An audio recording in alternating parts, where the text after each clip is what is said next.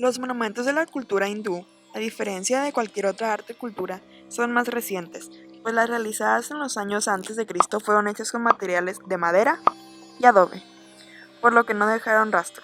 Los monumentos hindús más relevantes fueron construidos alrededor del siglo V después de Cristo, elaborados con piedra para resistir los diferentes climas. Empezaron siendo edificios pequeños, pero con el tiempo fueron creciendo. Los monumentos eran en su mayoría para practicar su religión.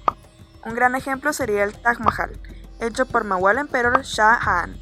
Se trata de la tumba que el emperador mandó construir en honor de su esposa favorita, Arjumand Banu Begum, quien murió en el parto de su 14ª hija. Esta edificación tiene un diseño de flor de loto que contiene muchas cúpulas en el techo, de color blanco puro, midiendo de altura 73 metros y de ancho 700 metros. La danza hindú se divide en 9 diferentes estilos, en los cuales los movimientos de manos y ojos se usan mucho. En las danzas hindúes se incluyen reglas de prosodia y dicción, pues los diversos personajes requieren conocer, además de los movimientos de cada miembro, las formas típicas para representar los sentimientos.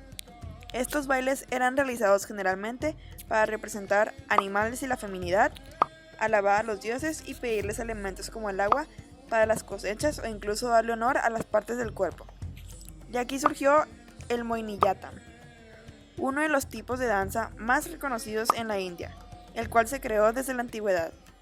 Esta danza originaria de Kerala, que consiste en un baile muy gracioso protagonizado solamente por mujeres para representar el canto de la palmera y el fluir de los ríos. Solo era practicada en este lugar de la India, pero actualmente se ha extendido y es practicada por todo el país.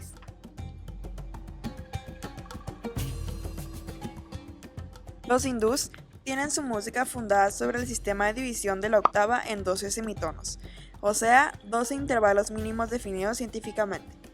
Antes de su independencia, la música de la India se practicaba en los templos erigidos a sus dioses y dependía de los chamanes. Los dos estilos de música clásica hindú son la carnática y la indostaní. La música carnática usualmente representa formas más puras e indígenas y era utilizada en bodas y ceremonias hindús, en tanto que los géneros de la música clásica indostaní son Dhrupad, Damar, Khyal, Tarana y Sadra, y su estilo es teórico, con reglas muy estrictas. La mayoría de la música clásica de la India están tocadas principalmente por instrumentos originarios de este país. Se dice que este tipo de música se creó en los años 400 a.C., pero no se sabe quiénes fueron sus creadores de esta. En el siglo III a.C., en donde la civilización hindú apenas estaba emergiendo, surgieron las primeras obras de la literatura india basadas principalmente en la religión, las cuales fueron transmitidas de generación en generación de manera oral, hasta convertirse en obras literarias tras ser pasadas al escrito. Al ser la civilización hindú una de las más pobladas, esto les beneficiaba, ya que tenían mayor diversidad cultural. Un claro ejemplo es que en la antigua India se hablaban 216 idiomas por más de 10.000 personas. Gracias a esta gran población, el hinduismo siempre fue de las religiones más extensas del mundo, así como su cultura. Aquí es donde surgió el Ramayana, una epopeya hindú que se elaboró aproximadamente en el siglo III a.C., compuesta por 24.000 versos divididos en 7 volúmenes, la cual cuenta la historia del dios Rama, quien contrajo matrimonio con Sita, hija del rey Mitila, y quien al ganar poder es desterrado por su propio hijo Bharata, al negociar este con su abuelo. Las primeras esculturas del pueblo hindú eran objetos tallados de bronce y roca, y se hallan entre las más antiguas de la historia humana. Normalmente, las obras escultóricas hindús tienen muchos detalles, a veces perceptibles solo al observarlos de cerca, e incluso casi siempre las obras están relacionadas con la religión.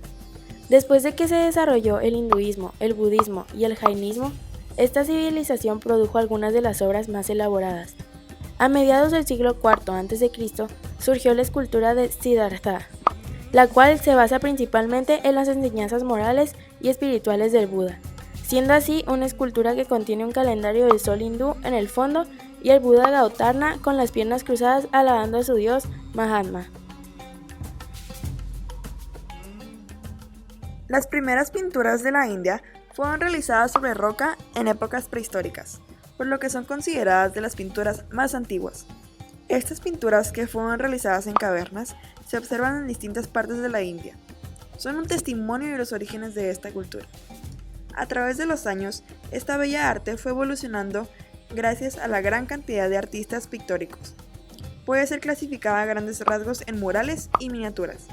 Una obra que se puede apreciar de la antigua India es el Shakuntala, que trata de la hija de Apsaras, llamada Shakuntala, que sedujo por una noche al sabio Vishwamitra. Esta pintura fue elaborada entre los años 1800 al 1900. Muchos años después, luego de la independencia de la India, se desarrollaron numerosos nuevos géneros del arte.